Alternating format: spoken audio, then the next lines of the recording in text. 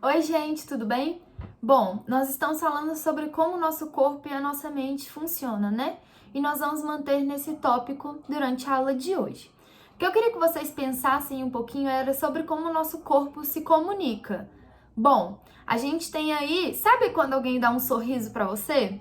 Você sabe quando aquele sorriso é simpático, mas você também sabe quando ele tem ironia, né? Só olhando para uma pessoa, claro que a gente estereotipa muito, ou seja, a gente coloca padrões numa pessoa que às vezes ele não faz parte.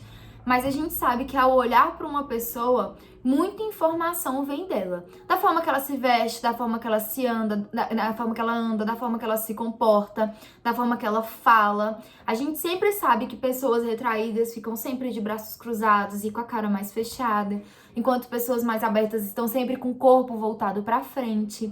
Vocês já devem ter ouvido falar daquele canal Metaforando, né? Ele analisa ali a reação das pessoas para indicar, cientificamente baseado na ciência em que ele estuda, quais foram as reações que o corpo dela quis dizer com aquela situação. O nome dessa disciplina, em que estuda o corpo e a mente e como esses dois se relacionam, chama-se Nésica.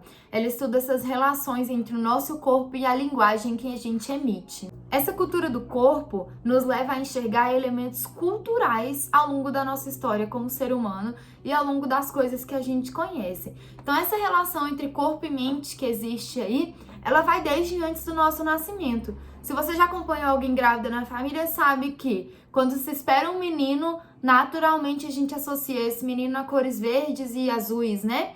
Enquanto a menina tá sempre ali entre o amarelo e rosa. Existe essa perspectiva de corpo. Quando a gente vai crescendo, a gente vai entendendo brincadeiras de menino, brincadeiras de menina, e quando brincam juntos, qual que é o papel de cada, não é?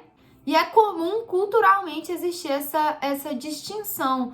Não apenas essas com cores e tudo mais, porque elas variam de cultura para cultura. Desde criança, as culturas elas mudam muito de um lugar para o outro, e desde criança, a criança vai se adaptar a essas culturas a qual ela foi inserida, ao contexto dos pais, ao contexto dos avós. Claro que muda ali, né? Política, desenvolvimento social, acesso à educação e tudo mais. Inclusive, antigamente as mulheres eram educadas para serem mulheres do lar e os homens eram educados para ser o corajoso, à frente da casa, o progenitor. E a gente está passando por essa mudança de cultura, né? A gente está vivendo essa mudança de cultura, mas não deixa de ser parte de um elemento corporal que ele se reflete ao longo da nossa vida, seja ele para mostrar superioridade ou inferioridade, né? A gente vai observando isso conforme a gente para pensar.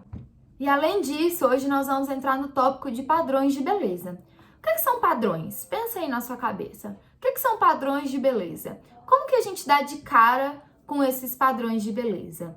Tem o gordo, tem o magro, o alto, o baixinho, o cabelo liso, o cabelo encaracolado, o sorriso, a cor dos lábios. Tudo isso influencia. Qual que é o padrão que você conhece? Que padrão que você já viu?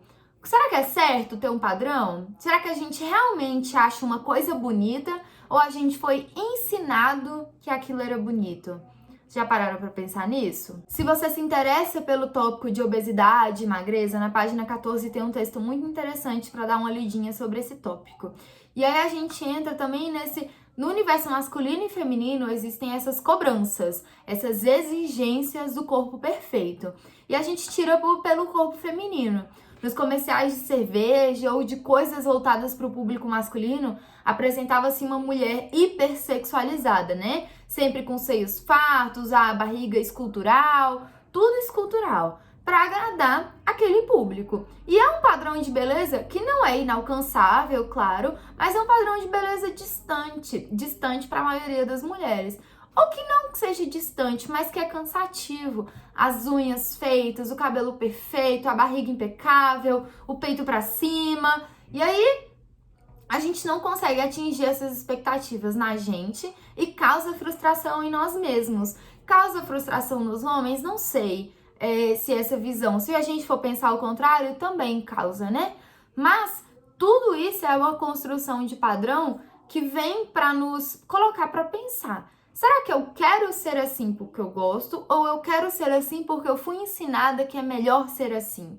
E se a gente pensar em propaganda, nós também vamos entender um pouquinho sobre quando a propaganda quer vender outro tipo de mulher. Aquela mulher empoderada, aquela mulher que faz tudo sozinha, aquela mulher... Ela não vende uma mulher um pouco mais solitária, que às vezes parece mandona demais, como se a gente fosse escolher pelo trabalho, a gente tivesse que abdicar de todas as coisas e se tornasse fria.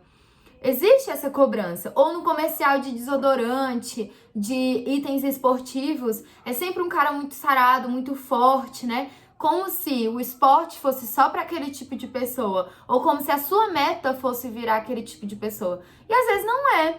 Obesidade no sinônimo de doença não é a mesma coisa que ser gordo é um problema, né? A gente sabe disso. Quem diz que você é obeso ou não, quem diz que você precisa emagrecer por saúde ou não, é um médico e não um espelho, né? E aí eu te pergunto, é possível chegar no corpo ideal? Você já conhece, já passou por alguma situação de ver alguma injustiça com o corpo de outra pessoa?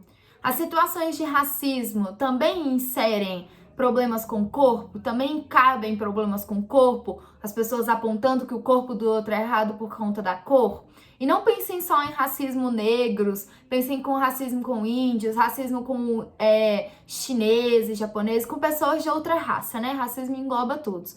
Pensem um pouquinho a respeito dessa cobrança de corpo. Como ela funciona? Será que ela vai além do que eu conheço? Será que ela existe perto de mim? Será que eu já passei por isso? Será que eu já provoquei isso? Esse pensamento é interessante porque nós precisamos começar a visualizar o que consumimos. Afinal, é o que a gente consome que nos inspira. Eu vou dar um exemplo para vocês de um caso meu. Eu tenho um nariz um pouquinho avantajado, vocês sabem. E eu sempre fico vendo o quanto que a rinoplastia, que é aquela cirurgia do nariz, ela é incentivada, ela é maravilhada. Isso acaba, de certo modo, quanto mais eu vejo na minha timeline, quanto mais eu vejo, mais eu me sinto influenciada, mais eu me sinto tentada. Será que não tá acontecendo com você? Será que não é hora da gente mudar o que a gente consome? E é baseado nisso que eu quero que você coloque o seu comentário lá no nosso Jamboard colaborativo. Será interessante ver a opinião de todo mundo sobre isso. Um beijo, espero vocês. Tchau!